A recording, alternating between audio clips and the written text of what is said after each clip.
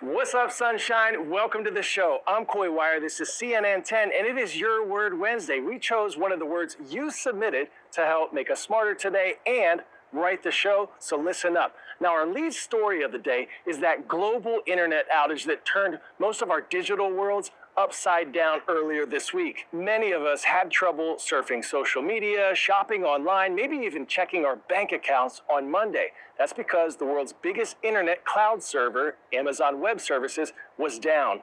AWS powers some of the world's most popular websites and apps, and its outage disrupted the daily activities of businesses and individuals alike. You should have seen it here at CNN headquarters. Producers of show teams were scrambling to find videos and photos that they could use rather than just have their news anchors on camera the entire time, because the system, it just wasn't working. Thousands of companies and millions of users around the world were impacted. Our Claire Duffy has more. Hi, Claire. Hey, Coy. Yeah, this outage was a real wake-up call about just how reliant so much of the internet has become on a small number of core infrastructure providers.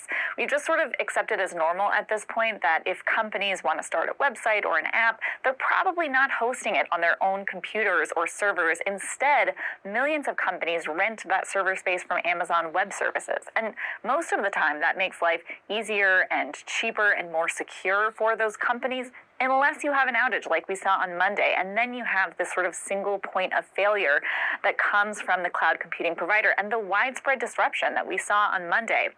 I mean, I, for one, was unable to order my Starbucks on the app or play the Wordle, but the disruption was much more significant. We saw flight delays. We saw students unable to access the software they need for school, or workers unable to do their jobs normally, people unable to pay for things online or in person, people unable to make doctor's appointments.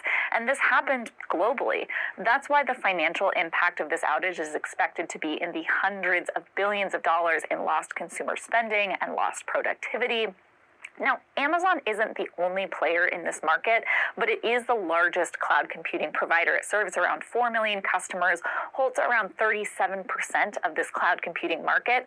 And if you take into account the other two big players, Microsoft and Google, between those three companies, they hold 60% of the cloud computing market. That is just a massive swath of the internet that is dependent on these three companies. Now, Amazon does say that its services should be back up and running normally, and we do hope to get more information from the company on exactly what the root cause of this outage was. Back to you. Pop quiz, hot shot. The White House wasn't always called the White House. Which U.S. president made the name official? Abraham Lincoln, Teddy Roosevelt, Grover Cleveland, or Thomas Jefferson? If you said Teddy, very good. The 26th president made the now iconic name official in 1901. Previous names included Executive Mansion and the President's House. U.S. President Donald Trump is overseeing a massive construction project at the White House. Demolition of the East Wing began yesterday. It will be replaced by a 90,000 square foot ballroom with a $200 million budget. The East Wing has traditionally hosted the First Lady's offices like Betty Ford and both Barbara and Laura Bush. The project follows other renovations earlier this year, including a giant flagpole and a paved patio that replaced the iconic Rose Garden. President Trump says the ballroom will be, quote, completely separate from the White House itself, and the theme and architectural heritage of the mansion will be kept. The project is being funded by private donors rather than taxpayer dollars. The White House's communications director has pushed back against critics, saying, quote, construction has always been a part of the evolution of the White House. Next up, huge news for a country that has one of the world's largest economies. For the first time in Japan's history, a woman has become prime minister. Sane Takaichi, a conservative, won both houses of parliament during Tuesday's votes. She is now assembling her cabinet and getting ready for her first news conference as premier. Takaichi is inheriting a number of economic challenges, including record high inflation, a shrinking workforce, and new tariffs, or taxes on goods, put in place by the United States. Takaichi-san takes office just days before U.S. President Donald Trump is expected to visit. Question for all of you out there with an affinity for the supernatural or the mysterious or just downright weird. Ever hear of Mothman? Nearly 60 years ago, residents of Point Pleasant, West Virginia, reported seeing an enigmatic and, quite frankly, frightening visitor, a 7-foot-tall creature with massive wings and shining red eyes.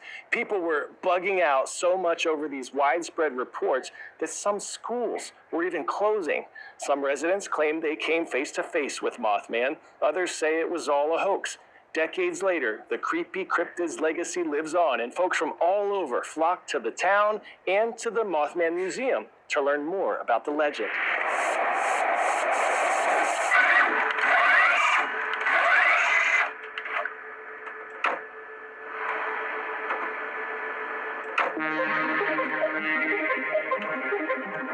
The Mothman story started here in Point Pleasant in November of 1966. You had two young couples riding around on the outskirts of town in what was called the TNT area. That was an old ammunitions depot back in World War II. When the war ended, they just left all the buildings and the structures. They saw what they thought was just a person standing in the road, and then they saw the wingspan come out. It was flying behind the car. They were hitting speeds of about 85, 90 miles an hour.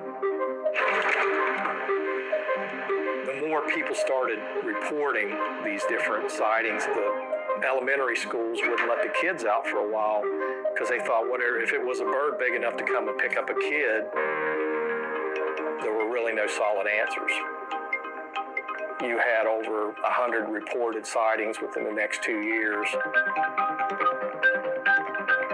My brother, he was going to go try to find that thing because he decided he was going to go prove it was fake.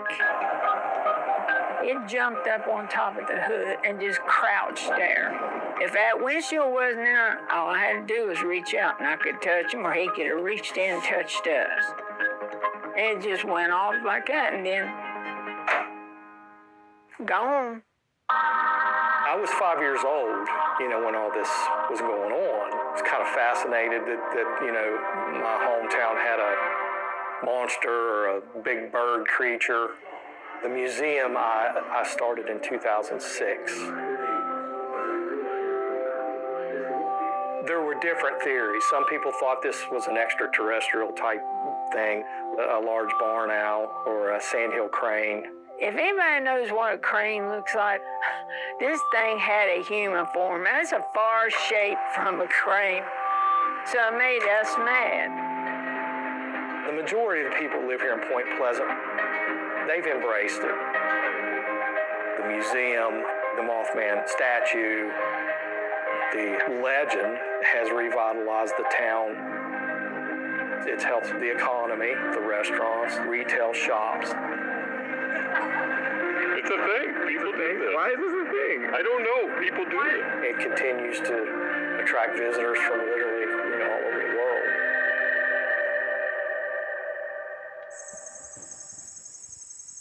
People would like an answer to what happened. There's thousands who come to Point Pleasant every year to go to the TNT area to look for Mothman. People see amazing and weird things some people do in their life, and others want to some kind of bad and never do. So I guess that's why they want to hear the stories.